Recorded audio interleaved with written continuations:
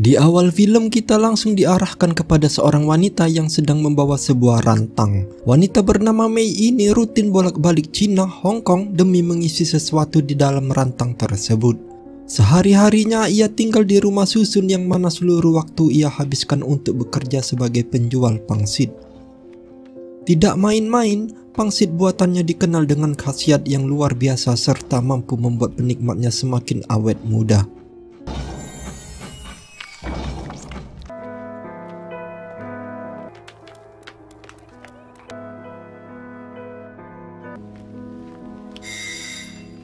Ya, salah satu orang yang penasaran adalah sang mega bintang bernama Ching. Ia sengaja datang ke kediaman Mei demi merasakan dampak luar biasa dari pangsit buatannya. Dan terlihat jelas komplek ini sendiri dipenuhi orang-orang yang sangat ahli dalam merawat wajah. Sebagai pelanggan baru, Ching langsung disuruh masuk ke dalam rumah wanita tersebut. Rumah yang sederhana ini dijadikannya sebagai rumah makan sekaligus tempat berkeluh kesah bagi setiap orang yang datang ke situ. Percaya tidak percaya, dengan wajah semuda itu ternyata Mei sudahlah berusia 60 tahun. Namun semua orang mengira ia berbohong termasuk Ching sendiri. Dan sontak saja tanpa perlu berbicara lebar, Mei langsung menyiapkan beberapa pangsit yang dicari-cari semua orang. Pada titik ini, Ching cuma bisa menunggu di ruang tamu sembari merequest sayur tambahan yang sekiranya ingin dimasak juga. Kalau dilihat lebih dekat, memang jelas foto-foto yang terpajang di rumahnya Mei benar-benar foto jadul. Di mana seiring berjalannya waktu, pangsit olahan Mei sudah mulai terlihat tiap-tiap bentuknya. Dan setelah selesai, barulah Ching dipersilakan untuk menyantap pangsit tersebut.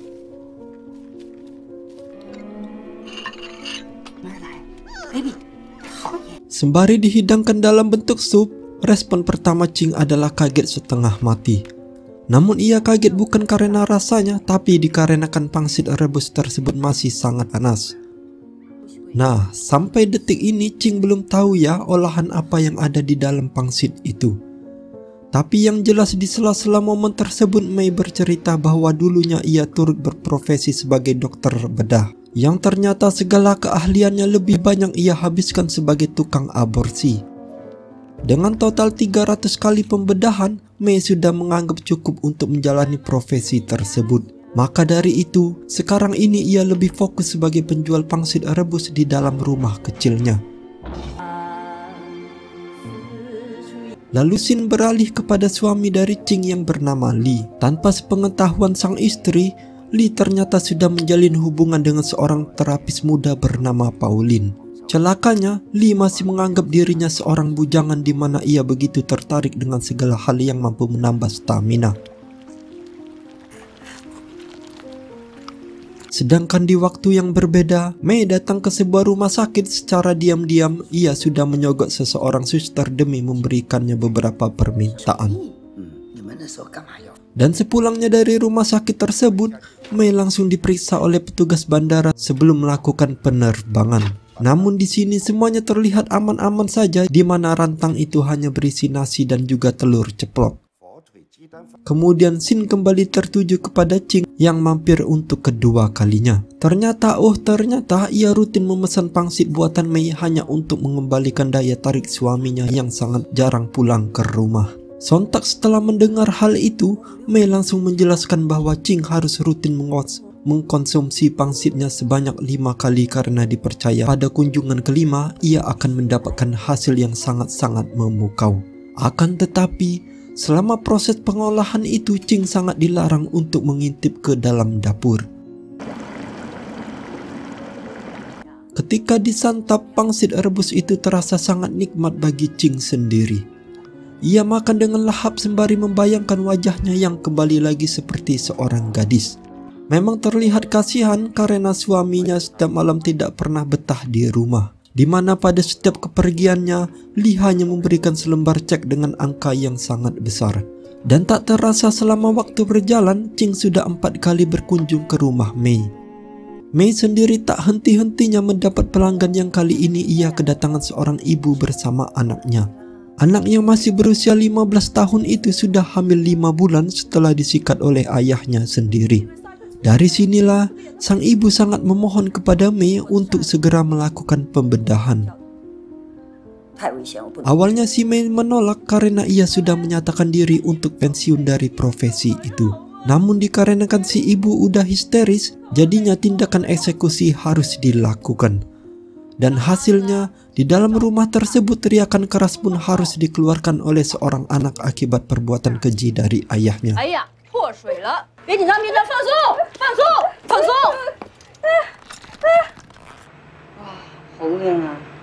Di sisi lain, secara diam-diam, Ching sudahlah membuntuti seorang gadis yang selama ini menjadi selingkuhan suaminya. Diketahui sudah bahwa Lee sengaja menyimpan wanita tersebut di sebuah kamar hotel yang tak lain tak bukan semua itu sengaja diperbuat demi membiayai hidup dari gadis itu. Di kunjungan kelima, Ching yang penasaran dengan kondisi dapur dari Mei sengaja bergegas untuk mengintip. Namun di sini satu hal pertama yang ia lihat adalah hasil aborsi yang sudah berada di atas piring. Dan setelah kaget dengan hal tersebut, Ching ternyata tetap memutuskan untuk kembali. Ia frustasi berat karena suaminya benar-benar selingkuh serta lebih tertarik dengan gadis muda. Maka dari itu, pada titik ini ia ingin terlihat lebih mempesona daripada gadis tersebut. Yang mana kebetulan Mei baru saja mendapatkan bahan baku segar, diambil langsung dari seorang anak berusia 15 tahun. Olahan pangsit buatan Mei yang sekarang akan terasa manfaatnya dalam hitungan jam. Yang siapa sangka, hasil yang dikatakan Mei benar-benar terasa manfaatnya. Lee tak percaya bahwa sang istri yang sudah berusia 40 tahun mulai terasa muda lagi setelah jauh terlihat seperti anak 17 tahun. Namun celakanya, rasa bahagia tidaklah didapat oleh si pasien 15 tahun. Terlihat jelas anak tersebut harus tepar dalam sekejap dan darahnya menyebar kemana-mana. Singkat cerita, Ching yang lagi ngumpul arisan dengan kerabatnya pun harus merasakan malu yang begitu luar biasa. Di mana secara tiba-tiba kumpulan ibu-ibu itu mulai mencium bau busuk yang sangat menusuk. Dan ternyata bau itu berasal dari tubuhnya Ching. Serta berujung ia harus mengalami gatal-gatal dalam sekejap. Alhasil tidak ada cara lain Ching selain menelepon Mei saat itu juga. Di sini Mei berkata bahwa dampak itu adalah hal yang wajar karena pangsit yang dimakan Ching berasal dari hubungan terlarang seorang ayah bersama anaknya. Akan tetapi, tanpa disadari percakapan itu ternyata mulai didengar oleh Lee. Lee menguping secara jelas melalui telepon dan ia sadar bahwa istrinya telah menyantap sesuatu yang sangat terlarang. Dan apa boleh buat, dalam kondisi rindu dengan masa mudanya, Ching malah tidak sadar bahwa suaminya sudah berangkat ke kediaman Mei. Lee terlihat mampir malam-malam begini serta mengatakan bahwa ia tertarik dengan pangsit buatan wanita itu. Sontak tidak butuh waktu lama, pangsit rebus spesial sudahlah dihidangkan. Di mana Lee sangat merasa siap untuk kembali muda saat itu juga. Saking mudanya, Lee sudah membabi buta sampai-sampai Mei sendiri harus disikat pada malam itu. Kemudian setelah selesai berolahraga, datanglah Ching yang mulai teriak-teriak tanpa henti. Ia protes karena dirinya harus merasakan gatal yang sangat luar biasa. Tapi Mei tidak terlalu mau untuk meladeni dan ujungnya Ching langsung pergi ke dokter kulit yang bikin salut. Dalam posisi seperti ini, Ching masih sempat-sempatnya membuntuti Pauline alias si wanita simpanan. Ia pun baru tahu bahwa ternyata gadis itu sudah mengandung anak dari suaminya. Dan parahnya, dalam keadaan terdesak seperti itu, Mei malah lepas tangan serta tidak mau membantu. Mei mengaku bahwa ia sudah pensiun dan sekarang dirinya tidak mau tahu dengan urusan Ching beserta si anak 15 tahun. Yang pada faktanya, anak tersebut ternyata sudah meninggal dunia dan berujung sang ibu langsung membantai habis suaminya sendiri. Dengan begitu, Ching tidak mau tinggal diam. Dengan segala bukti yang ada, ia sengaja melaporkan Mei kepada pihak berwajib di mana akhirnya Mei harus ditangkap di dalam rumahnya sendiri. Sedangkan pada hari berikutnya, Ching sengaja mengadakan pertemuan dengan Pauline. Tanpa perlu bertele-tele, Ching langsung menawarkan uang dengan nominal yang begitu fantastis. Usut punya usut, Tawaran itu sengaja ia lakukan demi menyuruh gadis tersebut untuk melakukan aborsi secepat mungkin. Dan di sini tanpa menjelaskan alasannya, Ching langsung meminta si dokter untuk melakukan tindakan itu serapi mungkin, yang ternyata pada ujungnya Ching bertekad untuk mulai meracik sendiri pangsit rebus buatannya. Dan film pun bersambung.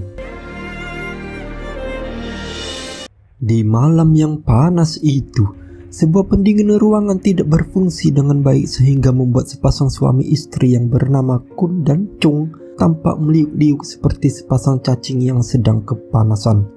Suasana yang begitu gerah membuat Kun melompat-lompat di atas suaminya sembari menyuruhnya untuk memperbaiki alat pendingin ruangan. Namun ternyata peralatan Chung tidak dapat berfungsi dengan baik sehingga membuat istrinya semakin geram dan lalu melayangkan sebuah tendangan maut ke arahnya. Setiap pagi, Chung selalu memulai harinya dengan mempersiapkan daging panggang yang akan dia jual di restorannya. Dia adalah pemilik dari sebuah restoran daging panggang yang cukup ramai dan terkenal di Hong Kong. Di antara semua pelanggannya, terdapat seorang pelanggan yang sangat akrab dengannya yang bernama Lazibut. Lazibut adalah seorang detektif kepolisian Hong Kong yang sudah bertugas cukup lama. Dalam menjalankan tugasnya, dia terkenal cukup jujur dan rajin. Namun kecerobohan dan sikap konyolnya seringkali membuat dia selalu dimarahi oleh atasan dan teman-teman kerjanya. Pada suatu hari, Chung disuruh oleh istrinya untuk menjemput sepupunya di bandara. Sepupunya itu bernama Afung. Afung datang dari Cina untuk bekerja di restoran daging panggang milik Chung. Dalam perjalanannya keluar dari bandara, tiba-tiba saja Fung disenggol oleh seorang wanita tak dikenal. Wanita itu menyebutnya wanita gila sialan dan kemudian berlalu pergi. Merasa tidak terima dengan hinaan yang dilontarkan kepadanya, Fung kemudian berkata kepada Acung bahwa dia harus ke kamar kecil. Di dalam toilet, Fung segera menyiram wanita itu dengan cat dan kemudian mencoba untuk membakarnya hidup-hidup dengan selembar kain yang disirami dengan minyak. Pada hari itu, Afung diajak oleh Kun istri Chung untuk berbelanja di pasar. Mereka berdua kemudian masuk ke dalam sebuah butik yang menjual berbagai pakaian wanita. Ketika Fung sedang melihat-lihat pakaian, tiba-tiba saja dia dihampiri oleh pegawai butik yang kemudian berkata kepadanya, apabila tidak berniat membeli, maka tidak usah mengacak-ngacak pakaian yang sedang dipajang. Kun berjalan ke arahnya sembari mengatakan hal yang serupa kepada Fung, bahwa perempuan kampungan seperti dirinya tidak mungkin dapat membeli pakaian mahal yang dipajang di butik itu. Ketika berjalan keluar dari butik, Fung melihat Kun bermesraan dengan seorang pria tak dikenal. Ternyata pria itu adalah selingkuhan dari sepupunya itu. Sembari mengancam Fung supaya jangan memberitahukan kepada suaminya, Kun kemudian memberikan Fung uang dan menyuruhnya pulang dengan menggunakan taksi. Sementara itu di restoran, Chung tampak sedang bersiap-siap untuk menutup restorannya. Dia kemudian menyuruh Fung untuk naik ke loteng dan beristirahat. Karena suhu di kamar mandi sangat panas, Fung sengaja tidak menutup pintu kamar mandi ketika dia sedang membersihkan badannya. Tak lama kemudian, dengan langkah gontai dan lesu setelah bekerja keras seharian, Chung berjalan memasuki kamarnya. Tanpa sengaja, dia melihat Fung yang sedang mandi di dalam kamar mandi kamarnya. Meskipun wajah Chung tampak kebingungan, namun entah mengapa dia tak bisa berhenti menatap Fung melalui celah pintu kamar mandi yang tak tertutup itu. Pada saat yang bersamaan, tiba-tiba saja istrinya masuk ke dalam kamar dengan langkah sempoyongan dan dalam keadaan mabuk berat. Chung kemudian membaringkan istrinya ke tempat tidur sembari melepaskan sepatunya dan kemudian menyelimutinya. Pada saat itulah, Fung memberitahukan kepada Chung bahwa pada siang hari tadi sehabis berbelanja, dia melihat Kun bertemu dengan pria selingkuhannya. Sembari menggelengkan kepalanya, Chung berkata kepada Fung bahwa sudah lama dia mengetahui hal itu. Namun, dia tidak bisa berbuat apa-apa dan hanya bisa bersikap seolah-olah tidak mengetahuinya. Mendengar perkataan Chung, tiba-tiba saja Fung bersikap seolah dia sangat peduli dengan keadaan kakak iparnya itu.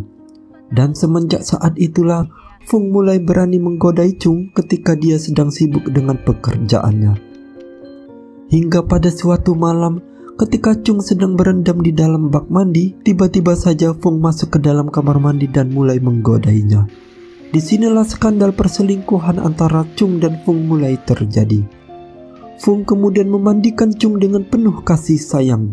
Dan kita pause dulu layarnya di sini ya. Selanjutnya yang terjadi adalah adegan pertempuran habis-habisan tiada ampun yang begitu sadis.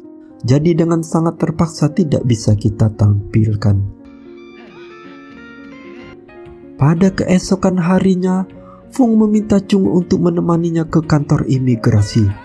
Sepulangnya dari sana, mereka berdua melewati butik yang pada hari sebelumnya pernah didatangi oleh Fung bersama Kun. Melihat Fung melirik pakaian yang terpajang di etalasi butik, Chung kemudian mengajak Fung untuk berbelanja di butik itu. Ketika mereka berdua berjalan memasuki butik, tiba-tiba saja pegawai butik kembali melontarkan cibiran kepada Fung. Sontak hal tersebut seketika membuat Chung itu juga langsung merasa emosi sembari menunjukkan uangnya kepada pegawai butik. Chung kemudian menyuruh Fung untuk membeli semua pakaian termahal yang ada di butik itu. Setelah puas berbelanja, Fung kemudian mengajak Chung untuk singgah di sebuah bridal. Dia berkata kepada Chung bahwa selama ini dia memiliki sebuah impian yang belum tercapai. Dia mengajak untuk melakukan sebuah sesi foto pernikahan. Meskipun Chung merasa sedikit keberatan, namun mabuk asmaranya terhadap Fung membuat dia menuruti semua keinginan yang Fung inginkan darinya.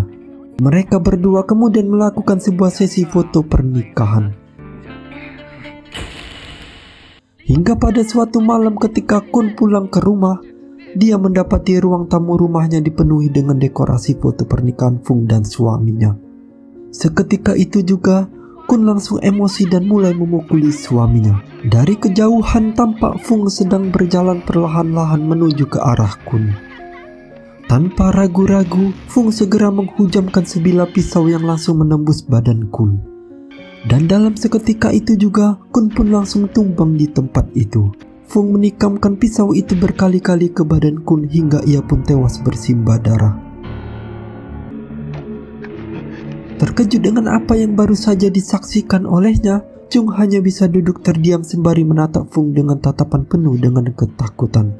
Namun dengan tenang dan penuh dengan kasih sayang, Fung berusaha menjelaskan kepada Chung bahwa dia sangat sayang kepada Chung dan dia tidak akan pernah membiarkan siapapun menyakitinya. Fung kemudian memasukkan mayat sepupunya itu ke dalam bak mandi dan lalu memotong tubuhnya jadi 6 bagian dengan menggunakan sebuah gergaji mesin.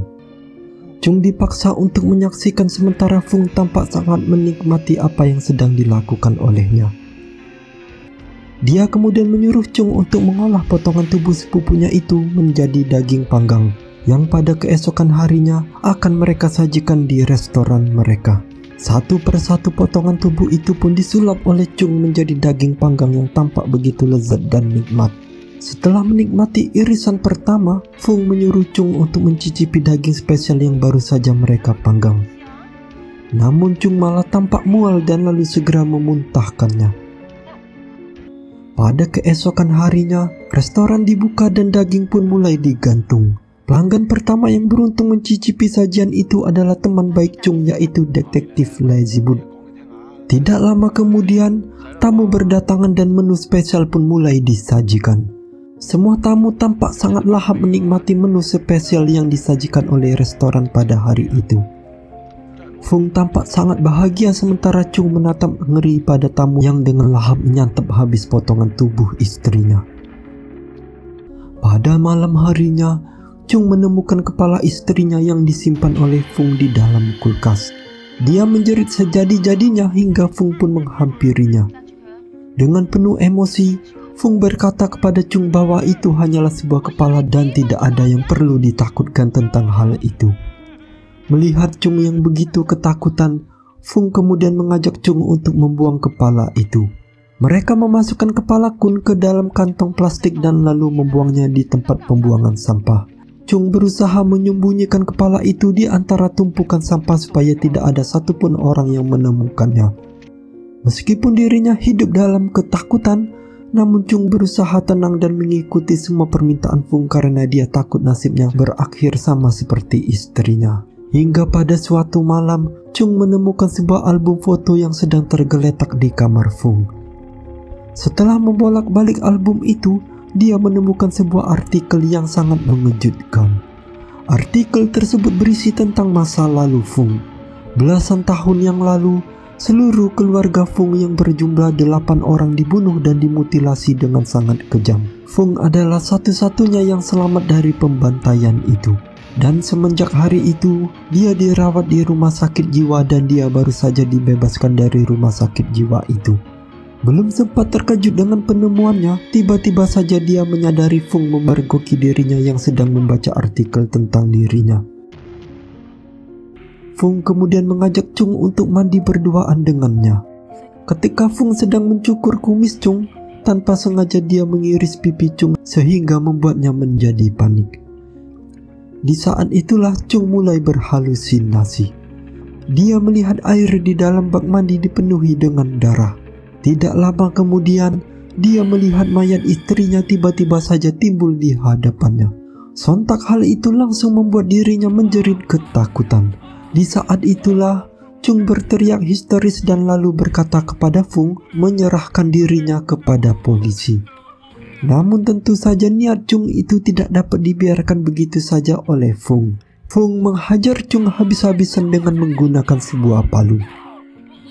Dia kemudian memaku kedua tangan Chung di atas tempat tidur supaya dia tidak dapat melarikan diri. Fung menyiksa Chung habis-habisan karena dia telah berani mengkhianati dirinya. Pada keesokan harinya, Lezibut bertanya kepada Fung mengapa seharian ini Chung tidak tampak di restorannya. Fung berkata kepada Lezibut bahwa Chung sudah pulang ke Cina. Jawabannya ini seketika langsung membuat Lezibut menaruh curiga kepada Fung. Namun karena kebelet buang air besar, Lezibut kemudian segera bergegas menuju kamar mandi restoran. Ketika meninggalkan kamar mandi restoran, Lezibut tanpa sengaja meninggalkan pistol borgol dan lencana kepolisiannya.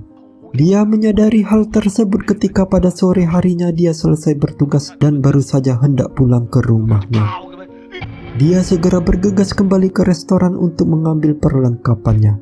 Dia mengetuk pintu restoran namun ternyata pintu tidak terkunci sama sekali. Sesampainya di kamar kecil, dia segera menyadari ada sesuatu yang tidak beres. Borgol dan lencananya masih berada di tempatnya. Sementara pistolnya telah menghilang tanpa jejak. Rasa curiganya itu membuat dia naik ke atas loteng dan kemudian menggedor pintu rumah Chung. Fung membukakan pintu dan lalu mempersilahkan dirinya untuk masuk ke dalam rumah. Tanpa basa-basi, Fung segera mengeluarkan pistol Lezibut dan lalu menembak kakinya. Lezibut memohon-mohon kepada Fung supaya jangan membunuhnya. Namun, Fung kembali melepaskan tembakan dan kali ini mengenai tangannya. Fung lalu menghantamkan gagang pistol ke kepala Lezibut sehingga membuatnya pingsan dan kemudian tak sadarkan diri. Setelah tersadar dari pingsannya, Lezibut mendapati dirinya sedang terikat di sebuah kursi. Sementara Chung sahabatnya sedang terbaring lemas dan kedua tangannya terpaku ke tempat tidur. Tidak lama kemudian, Fung menghampiri Lezibut dan mulai mencukur bulu tangannya. Dia mengoleskan saus ke tangan Lezibut. Sementara yang punya tangan hanya bisa menatap lemas sembari memohon kepada Fung supaya jangan memotong tangannya. Sambil tersenyum manis, Fung menuangkan air mendidih di tangan Lezibut sehingga membuat dia kesakitan dan kemudian meronta-ronta. Rasa sakit yang menderahnya ini membuat Lezibut berhasil mematahkan kayu yang terlikat di tangannya sehingga membuat dirinya berhasil melepaskan diri. Dia berjuang sekuat tenaganya untuk bertahan hidup. Sementara Fung mencoba untuk membunuhnya dengan menggunakan sebuah gergaji mesin. Melihat sahabatnya bertaruh nyawa, Chung mengerahkan semua sisa tenaganya dan kemudian berhasil melepaskan tangannya yang sedang terpaku ke tempat tidur. Chung melompat ke arah Fung dan lalu segera terlibat perkelahian dengannya. Tanpa membuang-buang kesempatan, Lezibut segera menggapai pistolnya yang tergeletak di lantai dan lalu melepaskan 2 buah tembakan ke arah Fung. Peluru yang ditembakkan oleh Lezibut menembus badan Fung dan tewaslah sudah si kampret yang satu ini. Sambil menangis kesakitan, Lezibut tak henti-hentinya mengumpat dan mengomeli Chung dengan segala jenis omelan yang tidak begitu jelas. Sementara Chung memalingkan wajahnya untuk menatap Fung yang kini telah terbujur kaku dan tidak bernyawa lagi. Dan film pun selesai.